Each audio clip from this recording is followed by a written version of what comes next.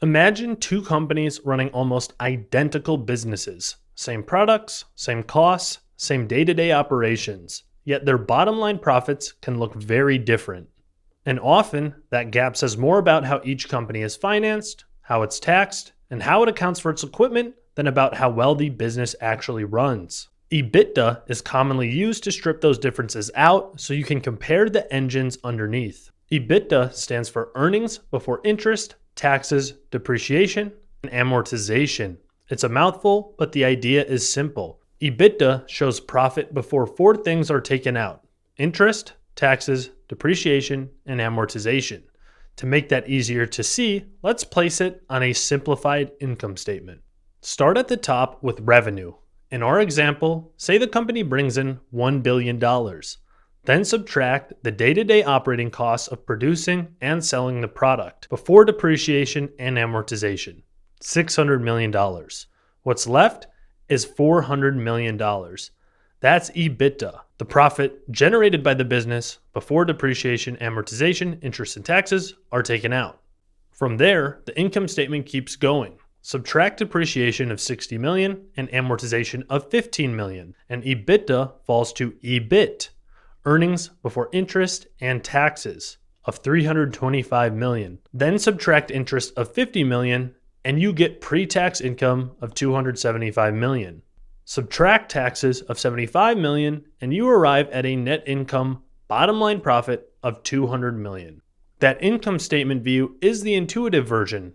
In practice, analysts often work backward. From net income, add back interest, taxes, depreciation, and amortization. 200 plus 50 plus 75 plus 60 plus 15 equals 400.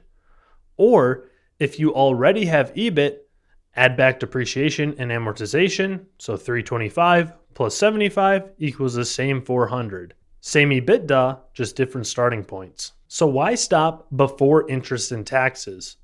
Interest and taxes are often more about a company situation than how it operates. Picture two businesses with identical sales and costs.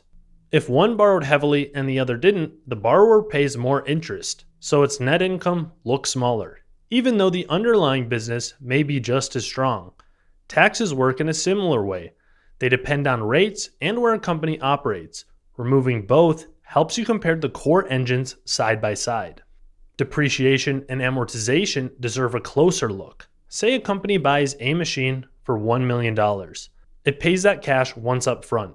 But on the income statement, it spreads the cost over the machine's useful life, maybe $100,000 a year for 10 years.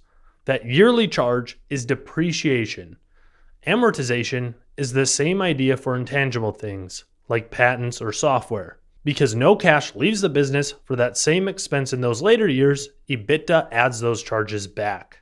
This is why investors often reach for EBITDA. It gives them a way to compare businesses that are financed differently, taxed differently, or that own different amounts of equipment. It is not a perfect measure, but it can make the operating comparison cleaner. But EBITDA has important blind spots. It adds back depreciation and amortization, even though many companies still need to spend real cash replacing equipment over time. It also leaves out working capital, interest costs, and the way companies may define adjusted EBITDA differently. So EBITDA can be useful, but it should not be treated like cash flow.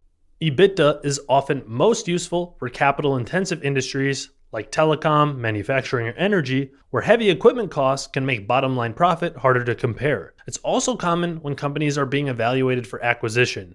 It's far less meaningful for banks and other financial firms where interest isn't a side effect of financing, it's the core business. Stripping it out there would hide the very thing you're trying to measure. If you want to learn about private equity in more detail, check out the Private Equity Certificate from Wharton Online. Use my code for up to $500 off. The code is RYANOC.